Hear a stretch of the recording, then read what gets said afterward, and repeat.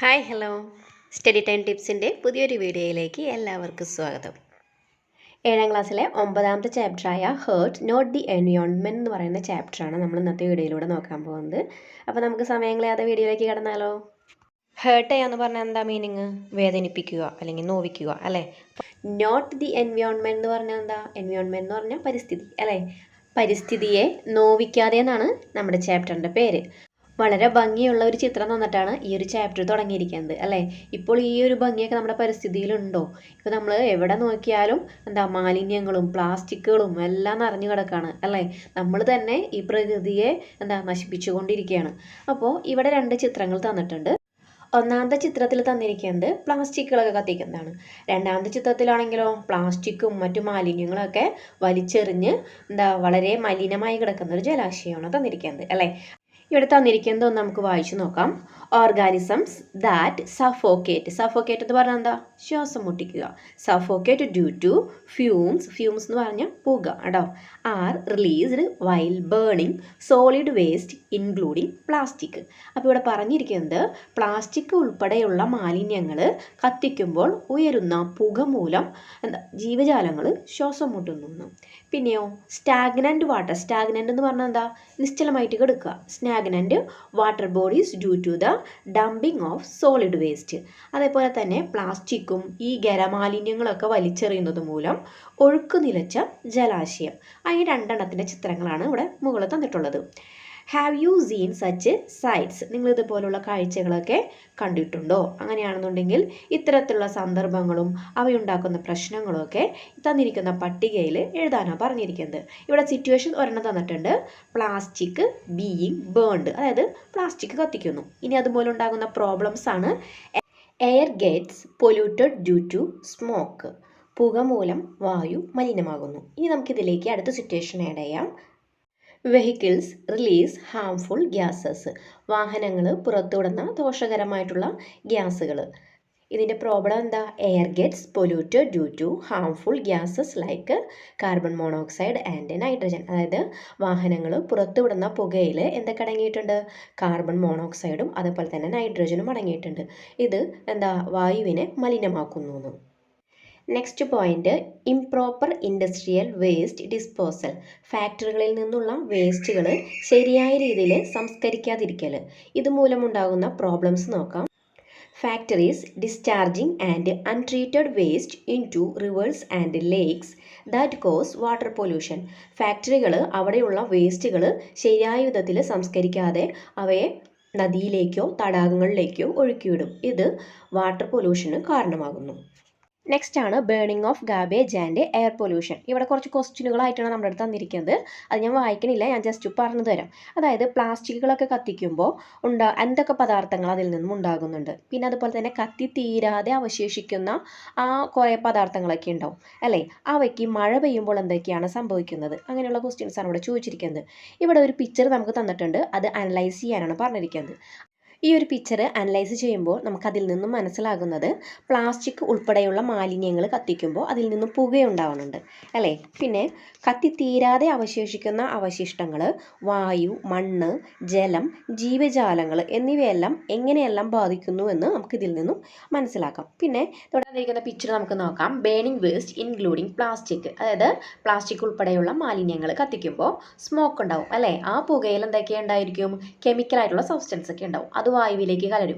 ആ കലർന്ന വായു ആയിരിക്കും നമ്മൾ ശ്വസിക്കുന്നത്. അപ്പോൾ നമുക്ക് ശ്വാസകോശ സംബന്ധമായ രോഗങ്ങളും ക്യാൻസറും അതുപോലുള്ള അസുഖങ്ങളൊക്കെ ഉണ്ടാവാനുള്ള സാധ്യത വളരെ കൂടുതലാണ്.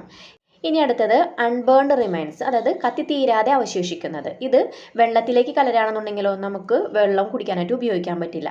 ഇനി അത് മണ്ണിലേക്കാണെന്നുണ്ടെങ്കിലോ ആനിമൽസിൻ്റെ ഹാബിറ്റേറ്റിനെ ബാധിക്കും. അതുപോലെ തന്നെ നമ്മൾക്കൊക്കെ ആണെന്നുണ്ടെങ്കിൽ കൃഷി ചെയ്യാനൊന്നും പറ്റില്ല. പിന്നെ പ്ലാന്റ്സ് ഒക്കെ ആണെങ്കിലോ നശിച്ചൊക്കെ പോകും. താഴെ ഒരു ടേബിൾ തന്നിട്ടുണ്ട്, നമുക്കതൊന്ന് വായിച്ചു നോക്കാം. ഇതെന്തായാലും പരീക്ഷയ്ക്ക് ഉണ്ടാവാൻ സാധ്യതയുണ്ട് കേട്ടോ. അപ്പോൾ എന്തായാലും അത് പഠിക്കണം. Chemical substances produced when waste including plastic are burned. അതായത് പ്ലാസ്റ്റിക് ഉൾപ്പെടെയുള്ള മാലിന്യങ്ങൾ കത്തിക്കുമ്പോൾ ഉണ്ടാകുന്ന രാസവസ്തുക്കളെ കുറിച്ചാണ് ഇവിടെ പറയുന്നത്. അത് എന്തിനെല്ലാം കാരണമാകുന്നു? അതായത് ഹെൽത്ത് ഇഷ്യൂസ് അഫക്റ്റിംഗ് ഹ്യൂമൻസ്. മനുഷ്യർക്കുണ്ടാകുന്ന ആരോഗ്യ പ്രശ്നങ്ങൾ എന്തൊക്കെയാണെന്ന്. അപ്പോൾ പ്ലാസ്റ്റിക് കത്തിക്കുമ്പോൾ കാർബൺ മോണോക്സൈഡ് ഉണ്ടാകുന്നു. ഇനി കാർബൺ മോണോക്സൈഡ് മനുഷ്യർക്കുണ്ടാക്കുന്ന ആരോഗ്യ പ്രശ്നങ്ങൾ എന്തൊക്കെയാണെന്ന് നോക്കാം. Even when a small amount reaches the body, problems like headache, fatigue, blurred vision and memory loss occur. Inhalation of large quantities of carbon monoxide leads to death. നമ്മൾ ശ്വസിക്കുമ്പോൾ കുറഞ്ഞ അളവിൽ നമ്മുടെ ശരീരത്തിൽ എത്തുന്ന ഈ കാർബൺ മോണോക്സൈഡ് മനുഷ്യർക്ക് എന്തൊക്കെ പ്രശ്നം ഉണ്ടാക്കുന്നുണ്ട്? തലവേദന ഉണ്ടാക്കുന്നുണ്ട്, ക്ഷീണം, കാഴ്ചമങ്ങൽ, ഓർമ്മക്കുറവ് എന്നീ പ്രശ്നങ്ങളൊക്കെ ഉണ്ടാക്കുന്നു. ഇനി നമ്മൾ കൂടിയ അളവിലാണ് ശ്വസിക്കുന്നതെങ്കിലോ അത് മരണത്തിന് പോലും കാരണമായേക്കാം എന്നാണ് പറയുന്നത്. നെക്സ്റ്റ് ആണ് സൾഫർ ഡയോക്സൈഡ്. ഇതെന്തിനൊക്കെ കാരണമാകുന്നുണ്ട്? Causes cardiovascular and respiratory diseases. Sulphur dioxide മൂലം ഹൃദയ സംബന്ധമായും അതുപോലെ തന്നെ ശ്വാസകോശ സംബന്ധമായിട്ടുമുള്ള അസുഖങ്ങൾക്ക് കാരണമാകുന്നു. നെക്സ്റ്റ് ആണ് nitrogen dioxide. Causes respiratory diseases, അതായത് ശ്വാസകോശ രോഗങ്ങൾക്ക് കാരണമാകുന്നു. നെക്സ്റ്റ് ആണ് particulate matter. Inhalation causes itching in the throat and eyes, allergies, asthma and lung cancer. ഇനി ഇവിടെ അടുത്ത് പറയുന്നത് എന്താ? പദാർത്ഥങ്ങളുടെ സൂക്ഷ്മ കണികകൾ. ഇത് നമ്മൾ ശ്വസിക്കുന്നത് വഴി നമ്മുടെ ശരീരത്തിൻ്റെ ഉള്ളിലെത്തുമ്പോൾ തൊണ്ടയ്ക്കും കണ്ണുകൾക്കും ചൊറിച്ചിലുണ്ടാകും. അതുപോലെ തന്നെ അലർജി, ആസ്മ, ശ്വാസകോശ ക്യാൻസർ എന്നിവയ്ക്കെല്ലാം കാരണമാകുന്നു. നെക്സ്റ്റ് ആണ് dioxins. Increases the risk of cancer and causes thyroid related problems and respiratory diseases. ഈ നെക്സ്റ്റ് പറയുന്നത് എന്താ? ഡയോക്സിൻസ്. ഇതെന്തിനൊക്കെ കാരണമാകുന്നുണ്ട്? ക്യാൻസർ ഉണ്ടാകാനുള്ള സാധ്യത വർദ്ധിപ്പിക്കുന്നു. അതുപോലെ തന്നെ തൈറോയിഡുമായി ബന്ധപ്പെട്ടുള്ള പ്രശ്നങ്ങൾ, ശ്വാസകോശ രോഗങ്ങൾ എന്നിവയ്ക്കെല്ലാം കാരണമാകുന്നു. നിങ്ങൾക്ക് അറിയാമായിരുന്നോ പ്ലാസ്റ്റിക് കത്തിക്കുമ്പോൾ ഇതുപോലുള്ള അസുഖങ്ങളൊക്കെ നമ്മൾക്ക് ഉണ്ടാകുന്നുള്ള കാര്യം? ഇനി നിങ്ങളെന്താ ഇതിപ്പോൾ എന്തായാലും നിങ്ങൾ അറിഞ്ഞു. ഇനി ഇപ്പം എന്തായാലും നിങ്ങളിത് പഠിക്കും, പരീക്ഷയ്ക്ക് വന്നാൽ നിങ്ങൾ എഴുതും അല്ലേ? അതോടുകൂടി ഇത് അവസാനിപ്പിക്കരുത്. നിങ്ങളുടെ വീട്ടിൽ മുതിർന്നവരോ അല്ലെങ്കിൽ നിങ്ങൾ തന്നെയോ പ്ലാസ്റ്റിക് കത്തിക്കരുത്, മുതിർന്നവരെ കത്തിക്കാൻ സമ്മതിക്കുകയും ചെയ്യരുത്. കേട്ടല്ലോ? നമുക്ക് ഇത്രയും ആരോഗ്യ പ്രശ്നങ്ങളൊക്കെ ഉണ്ടാവുന്നുണ്ടെന്ന് നിങ്ങൾ മനസ്സിലാക്കിയില്ലേ ഇപ്പോൾ? ഇനി ഇതിന് താഴെ ഒരു ക്വസ്റ്റ്യൻ കൊടുത്തിട്ടുണ്ട്. Which are the chemical substances released while burning waste materials including plastic. Plastic ഉൾപ്പെടെയുള്ള മാലിന്യങ്ങൾ കത്തിക്കുമ്പോൾ പുറന്തള്ളുന്ന രാസവസ്തുക്കൾ ഏതൊക്കെയാണെന്ന് ടേബിൾ നോക്കിയാൽ തന്നെ നമുക്ക് മനസ്സിലാവില്ലേ അത് ഏതൊക്കെയാണെന്ന്. What are the health issues caused as result of this. ഇനി അത് കത്തിക്കുമ്പോൾ ഉണ്ടാകുന്ന ആരോഗ്യ പ്രശ്നങ്ങളും ടേബിളിൽ പറഞ്ഞിട്ടുണ്ട്. ഇനി അത് ഞാൻ വീണ്ടും പറയണ്ടല്ലോ. Does air pollution cause changes in the components of air. വായുമലിനീകരണം മൂലം വായുവിലെ ഘടകങ്ങൾക്ക് മാറ്റമുണ്ടാകുമോ എന്ന് നമുക്ക് അതിനെക്കുറിച്ചാണ് ഇനി പഠിക്കാനുള്ളത്. കമ്പോണൻസ് ഓഫ് എയർ, വായുവിലെ ഘടകങ്ങളെക്കുറിച്ച്. Which are the elements found naturally in air. അതായത് വായുവിൽ നാച്ചുറലായിട്ട് കാണപ്പെടുന്ന കമ്പോണൻസ് ഏതൊക്കെയാണെന്ന്. Observe the given pi diagram and tablet there quantities. ഇവിടെ നമുക്കൊരു ഡയഗ്രാം തന്നിട്ടുണ്ട്, ഒരു പൈ ഡയഗ്രാം തന്നിട്ടുണ്ട്. അതിൽ എല്ലാതിൻ്റെയും വാല്യൂസ് ഒക്കെ തന്നിട്ടുണ്ട്. നമുക്കതൊന്ന് ജസ്റ്റ് നോക്കാം. ചിത്രത്തിൽ കാർബൺ ഡൈ ഓക്സൈഡ് തന്നിട്ടുണ്ട് 0.04%, നൈട്രജൻ തന്നിട്ടുണ്ട് 78%, ഓക്സിജൻ 21%, അതേഴ്സ് 0.96% ആണ് തന്നിരിക്കുന്നത്. ഓക്കെ അല്ലേ? അടുത്ത ക്വസ്റ്റ്യൻ നോക്കാം നമുക്ക്. What are the components present in atmospheric air. അന്തരീക്ഷ വായുവിൽ ഏതെല്ലാം കമ്പോണൻസുകളാണ് ഉള്ളത് എന്ന്. ഏതൊക്കെയുണ്ട്? തന്നിട്ടുള്ളതൊക്കെ തന്നെയാണ്. Oxygen, carbon dioxide, nitrogen and others. അടുത്ത question. Which is the most abundant component. അതായത് ഏറ്റവും കൂടുതൽ കാണപ്പെടുന്ന കമ്പോണൻറ്റ് ഏതാണെന്ന്. ഇതിൻ്റെ ആൻസർ ഏതാ വരാ? ഏറ്റവും കൂടുതൽ, അതായത് 78% നൈട്രജൻ ആണ് അല്ലേ? അടുത്ത question. What is the quantity of oxygen in air. വായുവിലെ ഓക്സിജൻ്റെ അളവ് എത്രയാണെന്ന്. ഓക്സിജൻ്റെ അളവ് എത്രയാ? 21% അല്ലേ? 21%. ഇനി നെക്സ്റ്റ് പറഞ്ഞിരിക്കുന്നത് analyse the pi diagram, complete the table and record the quantity of each component. Pi diagram നോക്കിയിട്ട് തന്നിരിക്കുന്ന ടേബിൾ ഫില്ല് ചെയ്യാനാണ് പറഞ്ഞിരിക്കുന്നത്. സിമ്പിൾ അല്ലേ? നമുക്ക് വേഗം ചെയ്യാം. നൈട്രജൻ ഇവിടെ തന്നിട്ടുണ്ട് 78%. Next oxygen 21%. Carbon dioxide 0.04%. Next others, അതിൻ്റെ വാല്യൂ വരുന്നത് 0.96%.